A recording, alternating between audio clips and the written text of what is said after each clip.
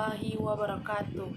Perkenalkan, nama saya Yusdra Tasya, nomor NIM 2005-114177. Saya berasal dari kelas KO 2A. Baiklah, di sini saya akan berikan judul tugas saya, yaitu Wawasan Nusantara. Wawasan Nusantara merupakan cara pandang terhadap bangsa dengan tujuan menjaga persatuan dan kesatuan yang diwujudkan dengan mengutamakan kepentingan nasional dibanding kepentingan pribadi, kelompok atau golongan tertentu.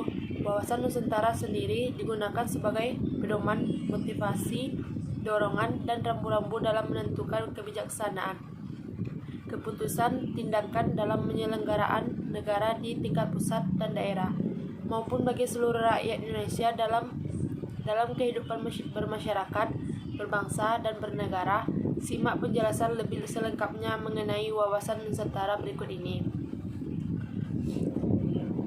Pengertian Wawasan Nusantara. Pengertian Wawasan Nusantara menurut para ahli: 1. Prof. Wan Usman. 2. Mudarjat Danusaputro. 3. Sumarsono. 4. Samsul Wahidin. 5. Muhammad Pangabean. 6. Sabarti Akhadia MK. 7. Sri Janti. Fungsi Wawasan Nusantara. Asas Wawasan Nusantara: 1. Asas solidaritas. 2. Asas kejujuran. 3. Asas kesamaan tujuan. 4. Asas keadilan. 5. Asas kerjasama. Implementasi Wawasan Nusantara: 1. Implementasi di bidang pertahanan dan keamanan. 2. Implementasi di bidang politik. 3. Implementasi di bidang ekonomi. 4. Implementasi di bidang sosial. Tantangan implementasi Wawasan Nusantara di era modern: 1. Perkembangan pesat teknologi. 2. Kapitalisme. 3. Pemberdayaan masyarakat. Buku terkait Wawasan Nusantara. Pengertian Wawasan Nusantara. Secara etimologi berasal dari bahasa Jawa wawas yang berarti pandangan, nusa yang berarti kesatuan kepulauan, dan antara yang bermakna dua samudra. Jadi pengertian secara umum dari Wawasan Nusantara adalah cara pandang atau cara melihat kesatuan kepulauan yang terletak di antara Asia dan Australia, juga dua samudra Hindia dan Pasifik. Berdasarkan TAP MPR tahun 1993 dan 1998 tentang GBHN, Wawasan Nusantara adalah cara pandang dan sikap bangsa Indonesia tentang jati diri dan lingkungan yang mengutamakan persatuan dan kesatuan bangsa serta kesatuan wilayah demi tercapainya tujuan nasional. Sementara pengertian Wawasan Nusantara menurut dokumen ketetapan MPR tahun 1999 menyatakan, Wawasan Nusantara adalah cara pandang dan sikap bangsa mengenai diri dan lingkungan yang serba beragam dan bernilai strategis, dengan mengutamakan persatuan dan kesatuan bangsa serta wilayah dalam menyelenggarakan kehidupan masyarakat, berbangsa dan bernegara. Dengan tujuan mencapai tujuan nasional, Wawasan Nusantara memiliki dua tujuan utama. Di antaranya, tujuan Wawasan Nusantara keluar adalah menjamin kepentingan nasional dan era globalisasi yang kian mendunia maupun kehidupan dalam negeri. Kemudian, turut serta melaksanakan ketertiban dunia berdasarkan kemerdekaan, perdamaian abadi, keadilan sosial, dan sikap saling menghormati. Bangsa Indonesia harus terus-menerus mengamankan dan menjaga kepentingan nasional dalam kehidupan internasionalnya di semua aspek kehidupan, baik politik, ekonomi, sosial, budaya, maupun pertahanan dan keamanan demi tercapainya tujuan nasional yang tertera dalam Undang-Undang 1945. Tujuan Wawasan Nusantara ke dalam adalah menjamin persatuan dan kesatuan di segenap aspek kehidupan dan aspek sosial.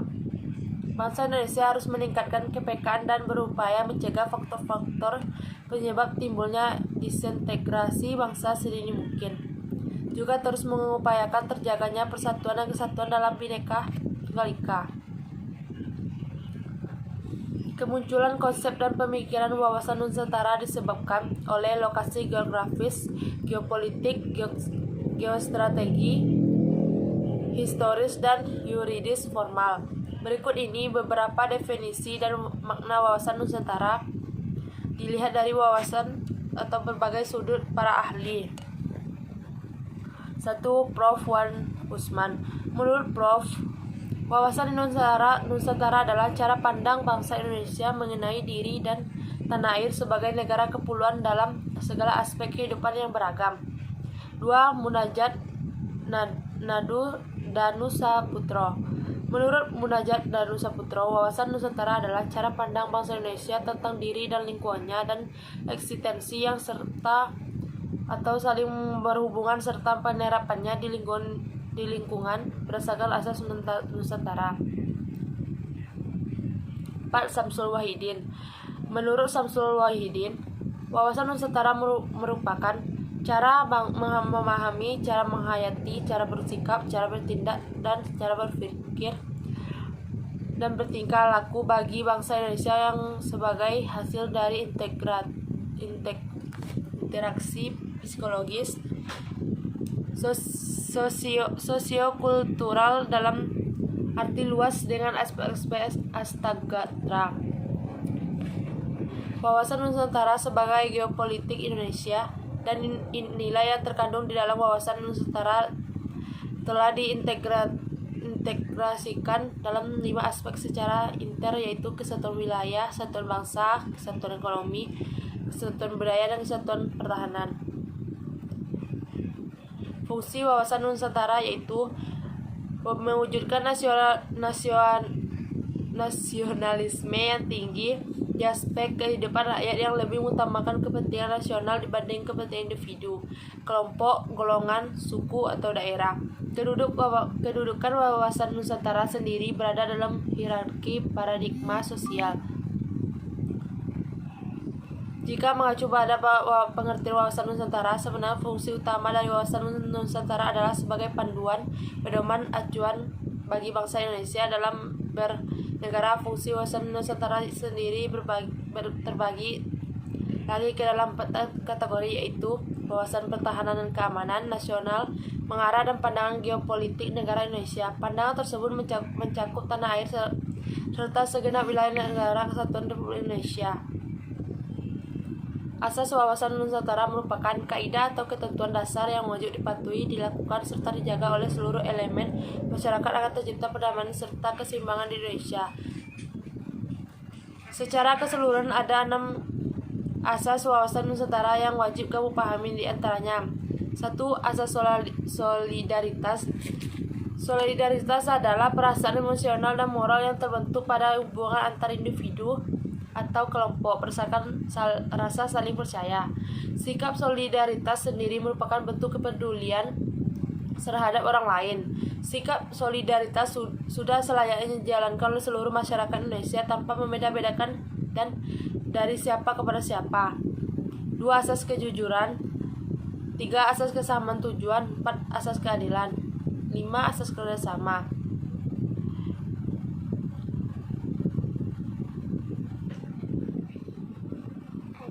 Otonomi daerah sendiri dihadapkan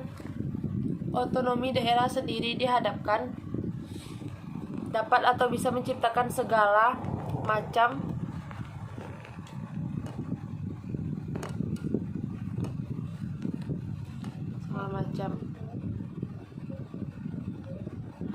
Baiklah, hanya itu yang dapat saya sampaikan.